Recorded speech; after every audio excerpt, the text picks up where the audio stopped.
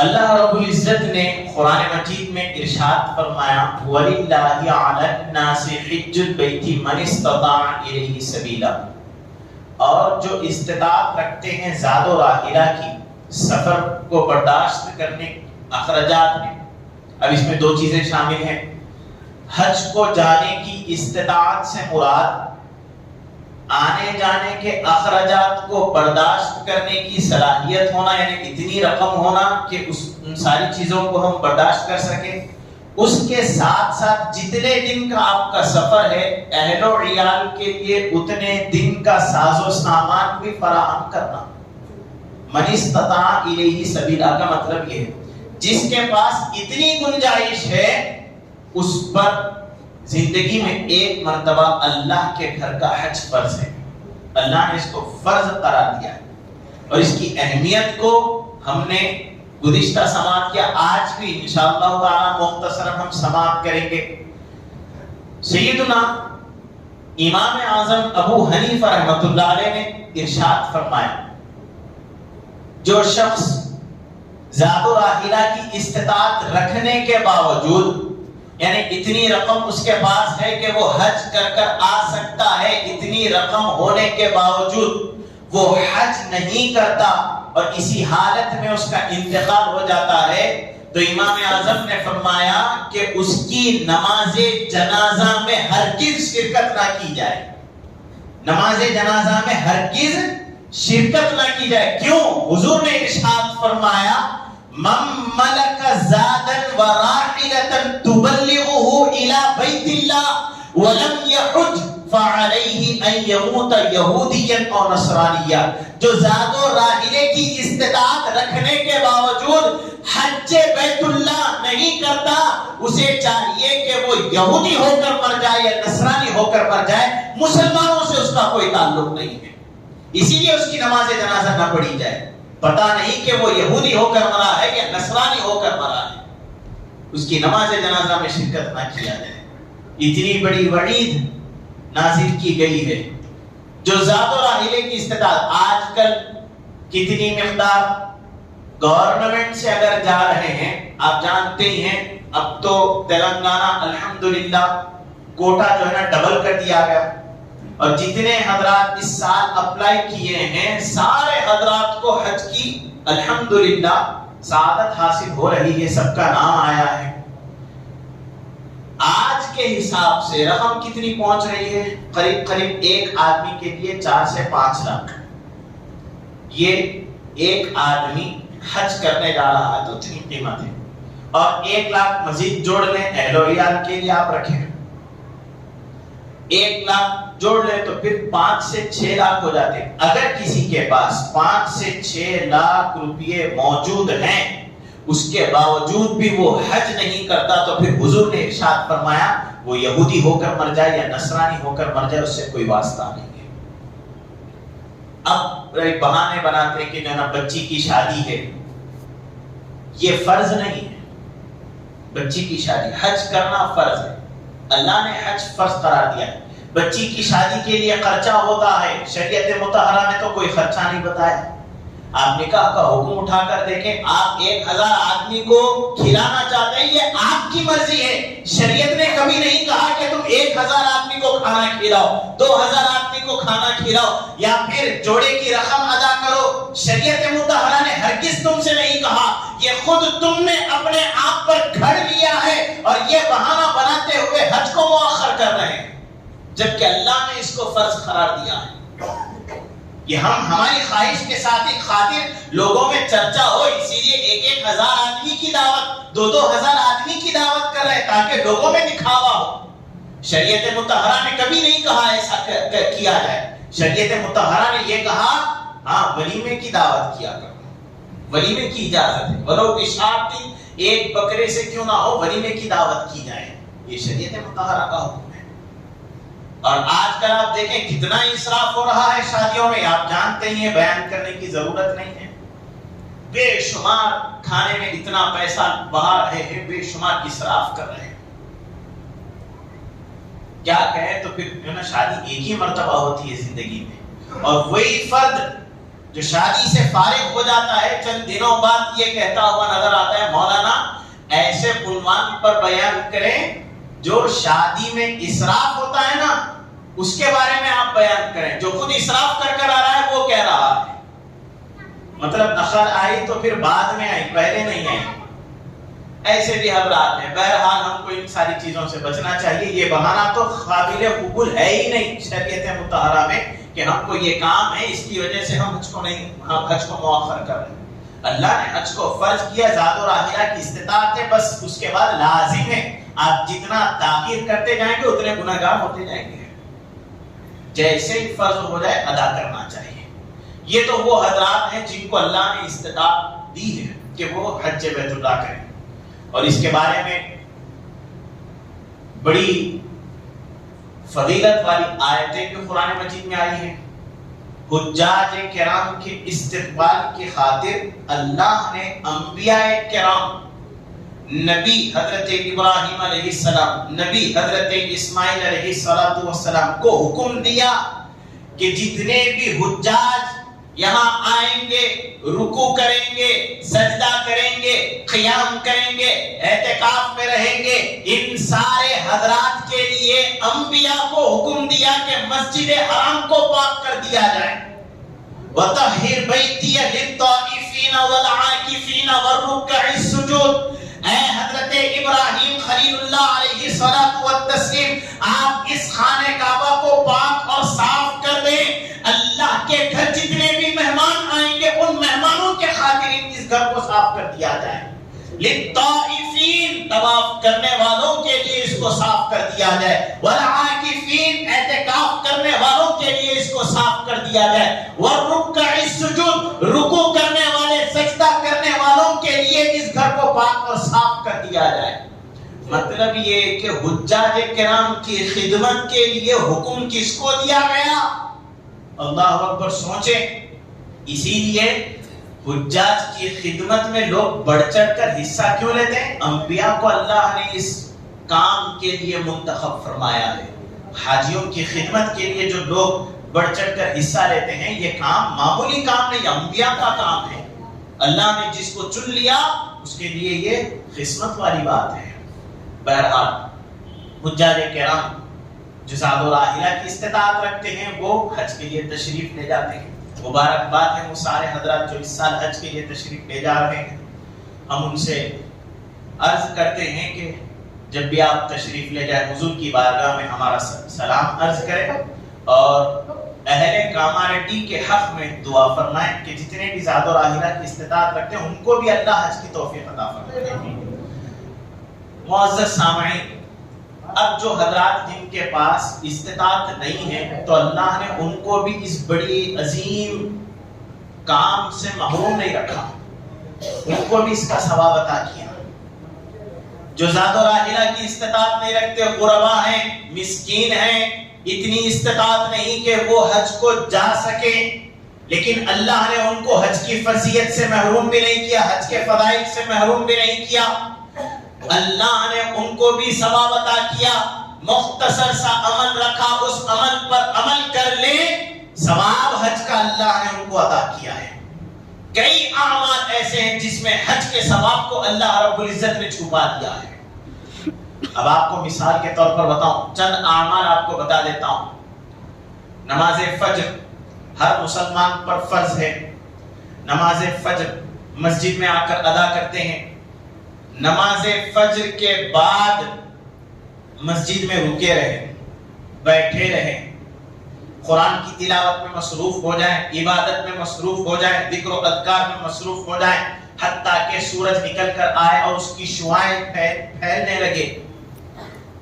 تو جب شعاعیں جب اس کی پھیلنے لگتی ہے، 2 رکعت نفل نماز اگر کوئی بندہ ادا کرتا ہے، جس کو ہم عمومی طور پر چاشت کی نماز کہتے ہیں، 2 رکعت نفل نماز چاشت کی اگر کوئی ادا کرتا ہے، حضور نے ارشاد فرمایا 2 عمرے اور 2 حج کا ثواب اس کو عطا کیا جائے گا۔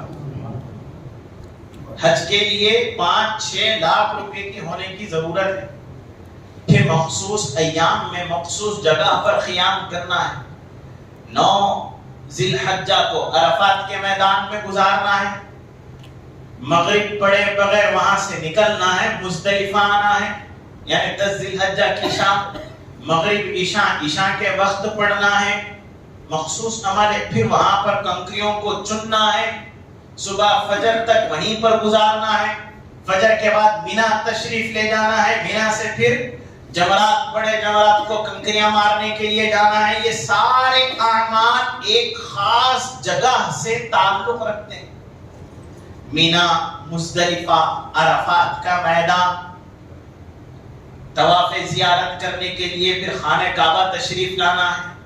یہ سارے اعمال ایک مخصوص مقام کے ساتھ قید لگا دیے گئے ہیں، لیکن بندہ مومن جو استطاعت رکھتا ہے وہ ان ساری چیزوں سے استفادہ کر سکتا ہے، لیکن اللہ نے ساری دنیا کے لوگوں کے لیے بھی ایک ایسا موقع فراہم کیا ہے، وہاں نہیں جاؤ گے تب بھی ثواب ملے گا، عرفات کے میدان میں قیام نہیں کرو گے تب بھی ثواب ملے گا، طواف زیارت نہیں کرو گے تب بھی حج کا ثواب ملے گا۔ کرنا کیا ہے؟ کرنا بس اتنا ہے، فجر کے بعد 2 رکعت چاشت کی نماز تک انتظار کرنا ہے، ذکر و اذکار میں مصروف رہنا ہے، 2 رکعت نماز ادا کر لیا، 2 حج اور 2 عمرے کا ثواب اس کے نام اعمال میں لکھ دیا جاتا ہے۔ اتنا ہی نہیں، پھر اور دیکھیے حضور علیہ الصلوۃ والتسلیم نے ارشاد فرمایا، سیدنا عبداللہ ابن عباس رضی اللہ تعالی عنہما راوی حدیث ہیں، بارگاہ مصطفیٰ صلی اللہ علیہ وسلم میں عرض کر رہے ہیں، یا رسول اللہ صلی اللہ علیہ وسلم ایسا مختصر سا عمل بتائیے جس کی ثواب کی شرح بے انتہا زیادہ، بہت زیادہ، جس کا چھوٹا عمل ہو ثواب کے اعتبار سے بہت زیادہ ہو۔ عرض کون کر رہے ہیں؟ سیدنا عبداللہ ابن مسعود رضی اللہ تعالی عنہما۔ ابن مسعود رضی اللہ تعالی عنہ آپ جانتے ہی ہیں، بہترین جلیل القدر، نہ صرف محدث بلکہ مجتہد کے درجے پر فائز ہیں۔ احناف کے جتنے بھی مسائل ہیں وہ سیدنا عبداللہ ابن مسعود رضی اللہ تعالی عنہما سے لیے گئے ہیں۔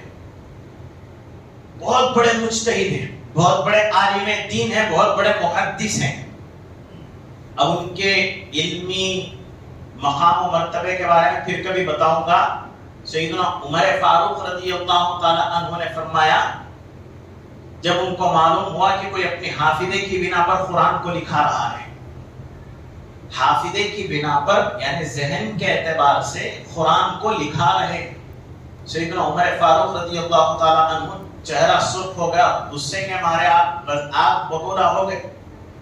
کون ہے جو حافظے کی بنا پر قرآن کو لکھا رہا ہے؟ بتاؤ اس کا نام کیا ہے؟ جیسے ہی کہا گیا عبداللہ ابن مسعود، آپ کا غصہ پورا ٹھنڈا ہو گیا اور آپ نے کہا، اللہ نے جو عبداللہ ابن مسعود رضی اللہ تعالی عنہما کو علمی مقام دیا ہے وہ کسی اور کو نہیں دیا ہے، وہ لکھا سکتے ہیں۔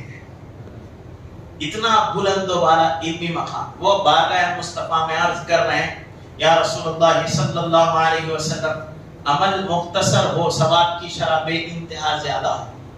حضور علیہ الصلوۃ والتسلیم نے ارشاد فرمایا، اے عبداللہ ابن مسعود، عالم دین کی خدمت کرو، یہ عمل مختصر ہے، عالم دین کی خدمت کرو۔ خدمت کس ہر اعتبار سے ہو سکتی ہے، وہ کہیں جا رہا ہے اس کی سوائے اس کو بٹھانے گاڑی پر، یہ اس کی خدمت ہو گئی۔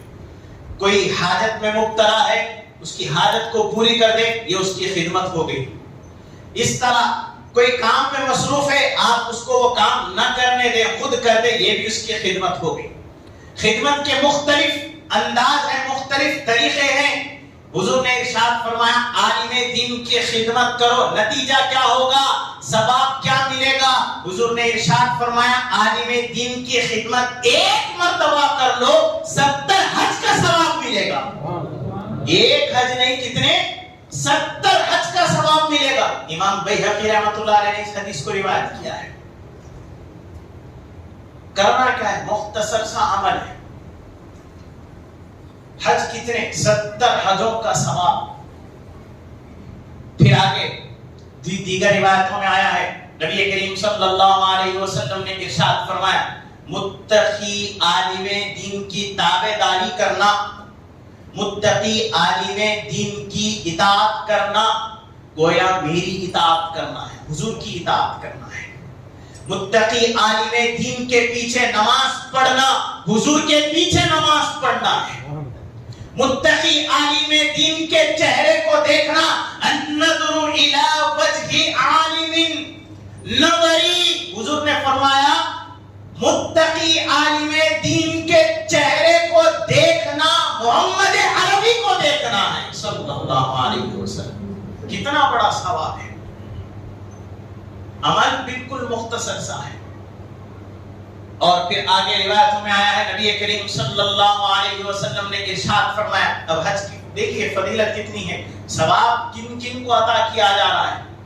حضور نے ارشاد فرمایا والدین کی طرف محبت کی نگاہ سے دیکھو، حج کا ثواب ہے۔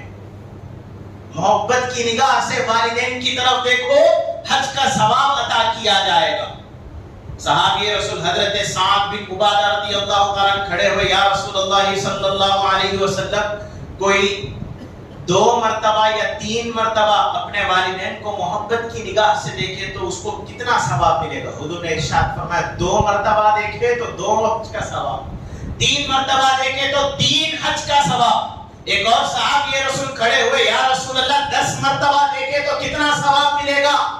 حضور نے ارشاد فرمایا 10 مرتبہ محبت کی نگاہوں سے اپنے والدین کو دیکھو، 10 حج کا ثواب ملے گا، 10 حج کا ثواب۔ حضرت ابو ہریرہ رضی اللہ تعالیٰ کھڑے ہوئے بارگاہ مصطفیٰ میں عرض کرنے لگے، یا رسول اللہ صلی اللہ علیہ وسلم، جس کا دن بھر کوئی کام نہیں، کام بس اتنا ہے کہ وہ اپنے والدین کی خدمت میں رہتا ہے، 100 مرتبہ محبت کی نگاہوں سے دیکھتا ہے تو پھر اس کا عالم کیا ہوگا؟ حضور نے ارشاد فرمایا اللہ کے رحمت کے خزانے میں کوئی کمی نہیں ہے، جتنی مرتبہ محبت سے دیکھے گا اتنے حج کا ثواب اس کو عطا کیا جائے گا۔ 100 مرتبہ محبت کی نگاہوں سے دیکھ رہا ہے، 100 حج کا ثواب اس کو عطا کیا جائے گا۔ دن بھر 100 مرتبہ دیکھے تو دن بھر 100 مرتبہ حج کرنے کے برابر ہے، اتنا ثواب عطا کیا جا رہا ہے۔ محروم نہیں رکھا حج کے ثواب سے اللہ نے غریبوں کو، طرح طرح کے موقع فراہم کیے تاکہ وہ ان موقعوں سے فائدہ اٹھا سکے۔ اتنا ہی نہیں، حضور نے ارشاد فرمایا امت محمدیہ صلی اللہ علیہ وسلم میں کوئی پریشان ہے، اس کی پریشانی کو تم دور کر دو، حج کا ثواب عطا کیا جائے۔ یہ بھی روایت میں آیا ہے، حضور کا امتی کوئی پریشان ہے، اس کی پریشانی کو دور کر دو، اللہ رب العزت حج کا ثواب عطا فرمائے۔ ایک بہت بڑے محدث ہیں، ان کی مثال آپ کو دیتا ہوں، گفتگو کو سمیٹ دیتا ہوں۔ حضرت عبداللہ بن مبارک، یہ بہت بڑے محدث ہیں، ان کے کئی القابات بھی ہیں، اب ان کے بارے میں ہم پھر کبھی جانیں گے، مختصراً میں آپ کو بتا دیتا ہوں۔ حضرت عبداللہ بن مبارک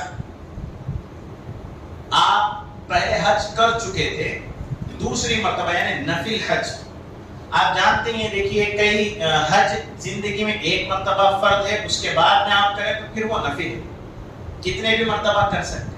عمرہ بھی ہے تو کتنے بھی مرتبہ کر سکتے ہیں، ایک مرتبہ۔ بعض حضرات کہتے ہیں حضور نے اپنی زندگی میں ایک ہی مرتبہ عمرہ کیا، لہذا ہم بھی ایک ہی مرتبہ کرنا چاہیے، بار بار یہ کہاں سے ثابت ہے؟ سیدنا امام حسن و حسین رضی اللہ تعالیٰ عنہما نے اپنی زندگی میں 25 مرتبہ حج کیے، جبکہ فرض تو ایک ہی مرتبہ تھا۔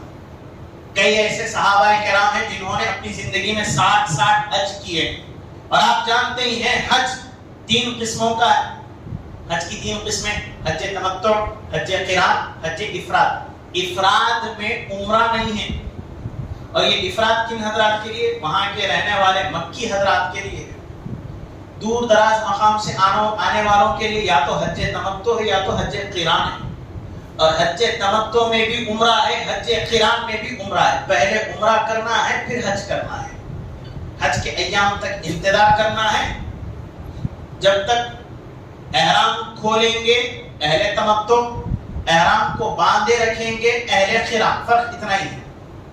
تمتع والے احرام کی پابندیوں سے فائدہ اٹھائیں گے عمرے اور حج کے درمیان میں، قران والے وہی پابندیوں کے اوپر برقرار رہے گی، عمرے کا جو احرام انہوں نے باندھا اسی احرام سے وہ حج کریں گے۔ بیچ میں 40 دن کا عرصہ گزر جائے، 50 دن کا عرصہ گزر جائے، 1 مہینے کا عرصہ گزر جائے، وہی احرام میلا ہوگا تو بدل سکتے ہیں، مطلب یہ کہ ایک مرتبہ جو نیت سے احرام باندھا، اب احرام کی پابندیاں ان کے اوپر برقرار رہیں گی، جب تک کہ وہ حج نہیں کریں گے تب تک برقرار رہیں گی۔ تو دونوں میں عمرہ ہے۔ اب جن جن صحابہ نے 60 مرتبہ حج کیا تو انہوں نے 60 مرتبہ عمرہ بھی کیا۔ سیدنا امام حسن و حسین رضی اللہ تعالی عنہما نے جب 25 مرتبہ حج کیا تو اس کا مطلب یہ بھی نکلا ہر حج کے ساتھ عمرہ بھی آپ نے کیا، تو مطلب 25 عمرے بھی آپ نے کیے۔ نفلی عبادت ہے، اس میں بڑھ چڑھ کر حصہ لینا ہے، عبادت سے روکنے والے بدبخی ہوں گے نا۔ حج اور عمرے سے ایک مرتبہ حضور نے ایک مرتبہ کیا لہذا ایک ہی مرتبہ کریں، نہیں، اللہ نے جس کو استطاعت دی ہے وہ بار بار کر رہا ہے تو کر سکتے ہیں۔ حضرت عبداللہ بن مبارک خود کہتے ہیں 60 مرتبہ میں نے نفل حج کیا ہے۔ کتنے مرتبہ؟ 60 مرتبہ۔ 70 سے 72 سال کی آپ کی زندگی ہے جس میں 60 مرتبہ آپ نفل حج کیے ہیں، حضرت عبداللہ بن مبارک رضی اللہ تعالیٰ۔ بہرحال نفل حج کے لیے آپ تشریف لے جا رہے ہیں، آپ کے ساتھ 300 دینار تھے، درہم نہیں دینار، اور بڑی قیمت۔ 300 دینار لے کر آپ حج کے لیے تشریف لے جائیں، کوفہ پہنچے احرام وغیرہ خریدنے کے لیے، آپ کے ساتھی بھی ہے، دیگر ساتھیوں کے ساتھ حج کے لیے نکلے، خریداری ہو گئی، ساتھی جو ہے نا آپ کے چلے گئے، تھکے ہوئے تھے چلے گئے، حضرت عبداللہ بن مبارک وہیں ٹھہر گئے، وہیں رکے رہے، حتیٰ کہ رات ہو گئی، دریا کے کنارے، جھیل کے کنارے، وہیں پر آپ تشریف فرما رہے ہیں۔ آپ نے رات کے اندھیرے میں دیکھا ایک خاتون، پردہ پوش خاتون آئی، ایک مری ہوئی بھینس تھی، مردار جانور تھا، اس نے اس کا گوشت لیا، مردار جانور کا خاتون نے گوشت لیا اور شہر کی طرف چل پڑی۔ حضرت عبداللہ بن مبارک محدث ہیں، اگر وہ کاروبار کر رہی ہے، یعنی ہوٹل وغیرہ کا کاروبار ہے، مردار کھلا رہی ہے، تو پھر امت مسلمہ ہلاک ہو جائے گی، مردار غذا اس کے زیر ہلاک ہو جائے گی۔ تفتیش میں تحقیق کی خاطر آپ جو ہے نا اس کے پیچھے چل پڑے، حتیٰ کہ جب کوفہ میں وہ خاتون پہنچی، ایک بڑے دروازے کو اس نے دستک دی، دروازہ جب کھلا تو چھوٹے چھوٹے بچے ہیں، بچیاں ہیں، چھوٹے چھوٹے بچیاں کہہ رہی ہیں امی جان آپ نے کیا کچھ ساز و سامان لایا ہے؟ تو خاتون کہنے لگی کہ آج میں نے کچھ ساز و سامان نہیں لایا، ہاں یہ مردار جانور کا گوشت ہے، حضور نے ارشاد فرمایا اگر مرنے کی حالت ہو تو مردار جانور کھا کر زندہ رہنے کے خاطر مردار جانور کھانے کی اجازت ہے، لہذا تمہارے پاس ٹھہرنے کی بھی طاقت و قوت نہیں ہے، اتنے دن سے بھوکے ہو، شریعت ہم کو اجازت دیتی ہے کہ ہم یہ غذا کھا سکتے ہیں، بس یہ مردار گوشت کے علاوہ اور میں کچھ نہیں لے کر آئی۔ حضرت عبداللہ بن مبارک زار و خطار رونے لگے، دور سے یہ ماجرا سن رہے ہیں، زار و خطار رونے لگے، اور جب اس خاتون نے یہ کہا کہ ہم سید زادیاں ہیں، زکوٰۃ صدقہ ہم پر حرام ہے، جائز نہیں ہے، لہذا اسی سے ہم کام چلائیں گے، جب انہوں نے کہا یہ تو آل رسول ہے، آل رسول سید ہیں، اور ان کی حالت یہ ہے کہ کھانے کے لیے کچھ نہیں ہے، اور اوپر سے وہ یہ کہنے لگی کہ اگر آپ کے والد زندہ ہوتے تو آج یہ نوبت نہیں آتی، مطلب یہ نکلا کہ وہ یتیم ہے، مسکین ہے، سید ہے، نہ صدقہ لے سکتی ہیں، نہ زکوٰۃ لے سکتی ہیں، اور محتاج بھی ہیں، اتنی گنجائش بھی نہیں کہ وہ اپنے لیے کچھ خرید کر کھا سکے، اپنے بچوں کو کچھ کھلا سکے۔ حضرت عبداللہ بن مبارک قریب ہوئے، دستک دی، جیسے ہی خاتون آئی آپ نے وہ 300 دینار ان کو دے دیے۔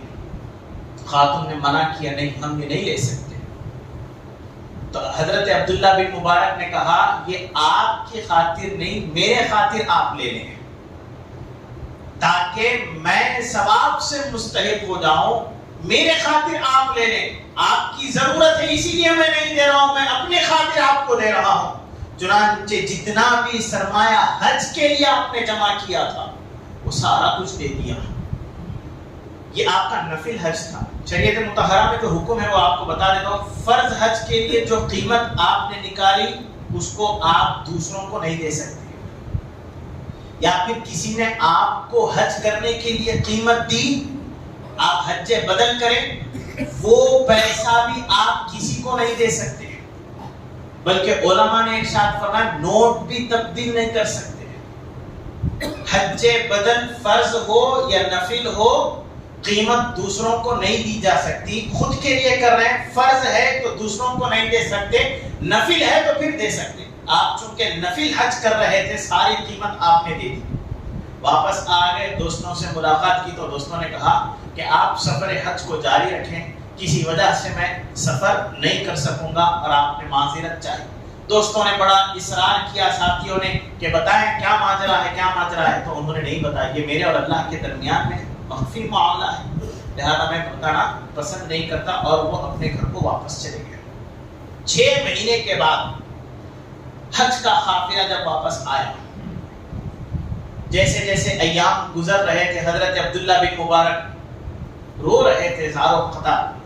9 ذی الحجہ کا دن آیا تو رو رہے تھے، یہ تصور میں کہ آج حجاج کرام عرفات کے میدان میں ہوں گے. 10 ذی الحجہ کا دن آیا تو رو رہے تھے کہ آج حجاج کرام مزدلفہ میں ہوں گے، مینا آئے ہوں گے، وہاں سے جمرات کو کنکریاں مار رہے ہوں گے، قربانی دے رہے ہوں گے. یہ سارے تصورات کو اپنے ذہن میں لا رہے ہیں، زارو قطار رو رہے ہیں. پھر بعد میں یہ بھی تصور لا رہے ہیں کہ حجاج کرام بارگاہ مصطفیٰ میں زیارت کے لیے تشریف لے گئے ہوں گے، حضور کی بارگاہ میں سلام عرض کر رہے ہوں گے. یہ سوچ رہے ہیں اور رو رہے ہیں. جب حج کا قافلہ واپس آیا، ملاقات کرنے کے لیے خوشی خوشی ان کے گھر تشریف لے گئے، دستک دی. جب ساتھیوں سے ملاقات کی، مبارک کہا، تو وہ کہنے لگے اے عبداللہ بن مبارک، یہ کیا ماجرا ہے؟ تم نے کہا کہ تم حج کے لیے نہیں آ رہے ہو، پھر اب ہم نے مینا میں تم کو آواز دی اور تم سن نہیں رہے تھے. مینا میں آگے آگے بڑھ رہے تھے، ہم تم کو آواز دے رہے تھے اور تم ہماری بات کو سن بھی نہیں رہے تھے. کیا ماجرا ہے؟ انہوں نے کہا میں تو حج کے لیے آیا ہی نہیں، میں یہیں تھا کوفہ کی گلیوں میں، یہیں بھٹک رہا تھا. تو انہوں نے کہا اچھا ٹھیک ہے، تو پھر میں غلط کہہ رہا ہوں تو پھر میرے ساتھ جو دیگر اور 11 حضرات دیکھے ہیں تم کو ان کا کیا عالم ہے؟ وہ بھی تو تم کو دیکھے ہیں. یہ 11 حضرات تو جھوٹ نہیں بول سکتے نا. پریشان ہو گئے، یہ کیا ماجرا ہے. دوسرے دن پھر دوسرا قافلہ آیا، ملاقات کے لیے گئے تو انہوں نے بھی یہی کہا اے عبداللہ بن مبارک کیا ماجرا ہے؟ عرفات کے میدان میں ہم تم کو بلا رہے تھے، سواری پر تم آگے آگے جا رہے تھے، سننے کو تیار نہیں تھے. 9 قافلے آئے، سارے حضرات نے یہی شکایت کی اے عبداللہ بن مبارک ہم نے تم کو دوران حج ندا دی، تم نے ہماری بات نہیں سنی. بالآخر میں حضرت ربیع بن اسلم، یہ بھی بہت بڑے محدث ہیں، ان سے ملاقات کے لیے گئے، وہ بھی حج کے لیے تشریف لے گئے. حضرت ربیع بن اسلم کی بارگاہ میں جب گئے، انہوں نے کہا اے عبداللہ بن مبارک بڑے پیچیدے معاملے میں تم نے مجھ کو دعوت کیا ہے. بارگاہ مصطفیٰ صلی اللہ علیہ وسلم کی حاضری کے وقت حضور کی بارگاہ میں میں جب سلام پہنچا رہا تھا، حضور کی بارگاہ میں جب دعائیں کر رہا تھا، تم نے آ کر جو یہ تھیلی دینار کی مجھ کو عطا کی ہے، یہ بڑے تشویش میں تم نے مجھ کو داد دیا ہے، یہ لو اپنی امانت کو تم سنبھالو. یہ کہہ کر انہوں نے تھیلی کو، دینار کی تھیلی کو حضرت عبداللہ بن مبارک کو لوٹا دیا. حضرت عبداللہ بن مبارک سارا ماجرا پریشان حال ہے، سمجھ میں نہیں آ رہا کیا ماجرا ہے. تھیلی لی، آئے، عشاء کی نماز پڑھی، گھر میں سو گئے. جب رات میں یہ دیکھا کہ حضور علیہ الصلوۃ والتسلیم تشریف لائے خواب کی حالت میں، حضرت عبداللہ بن مبارک حضور کی بارگاہ میں گریوزاری کے ساتھ خوب زار و خطا رونے لگے، عرض کرنے لگے یا رسول اللہ صلی اللہ علیہ وسلم یہ کیا ماجرا ہے؟ حضور نے ارشاد فرمایا اے عبداللہ بن مبارک اور کتنے گواہ چاہیے تمہارے حج کو قبول کر لیا ہے اللہ نے، اور کتنے گواہ چاہیے تم کو کہ تمہارا حج ہو چکا چکا ہے. حضور نے ارشاد فرمایا ایک امتی کی ضرورت کو پورا کرو اللہ حج کا ثواب عطا فرمائے گا. تم نے اہل بیت اطہار خاندان رسول سے تعلق رکھنے والے ایک پورے خاندان کی مدد کی ہے. اللہ نے نتیجتاً یہ کیا کہ ایک فرشتہ تمہاری صورت کا ہر سال حج کرتا رہے گا حتیٰ کہ قیامت بھی آ جائے گی. قیامت تک ہر سال وہ فرشتہ حج کرتا رہے گا. ثواب تمہارے نام اعمال میں لکھ دیا جائے گا. امتی کی حاجت کو پورا کرنا حج کا ثواب اللہ رب العزت عطا فرما رہا ہے. اور کتنے گواہ چاہیے کہ حج ہو چکا ہے. حضرت عبداللہ بن مبارک رضی اللہ تعالیٰ عنہ اب اس کے بعد 60 مرتبہ انہوں نے حج کیا ہے. 61 مرتبہ فرض حج ایک مرتبہ ہوا, 60 مرتبہ نفل حج انہوں نے کیے ہیں. تو بہرحال وہ حضرات مبارکباد ہیں جن کو اللہ نے زاد و راحلہ کی استطاعت دی ہے, اتنی مال و دولت دی ہے کہ وہ حج بیت اللہ تشریف لے جائیں اور وہاں پر حج کر سکیں. اور وہ حضرات جن کو اللہ نے زاد و راحلہ کی استطاعت نہیں دی ہے وہ بھی مبارکباد ہیں. ان کے لیے اللہ نے چھوٹے چھوٹے اعمال میں حج کے ثواب کو رکھ دیا ہے. چھوٹا سا عمل ہے, والدین کو محبت کی نگاہوں سے دیکھنا ہے, حج کا ثواب ہے. عالم دین کی خدمت کرنا ہے, حج 70 حج کا ثواب ہے. 2 رکعت چاشت کی نماز پڑھنا ہے, عمرہ اور حج کا ثواب عطا کیا جائے. اس طرح بے شمار احادیث ہیں جو ہم کو عمل چھوٹا سا ہے رہنمائی کر رہے ہیں کہ جو استطاعت رکھتے ہیں وہ تو حج کرے ہی کریں, ان پر فرض ہے. جو استطاعت نہیں رکھتے اللہ نے ان کے لیے بھی چھوٹے چھوٹے اعمال میں بہانے رکھے ہیں, ان سے وہ استفادہ کر کر حج کے ثواب کو حاصل کرتے ہیں. وصلی اللہ تعالی علی خیر خلقہ سیدنا محمد و آلہ و اصحابہ اجمعین. الحمدللہ رب العالمین. جو حضرات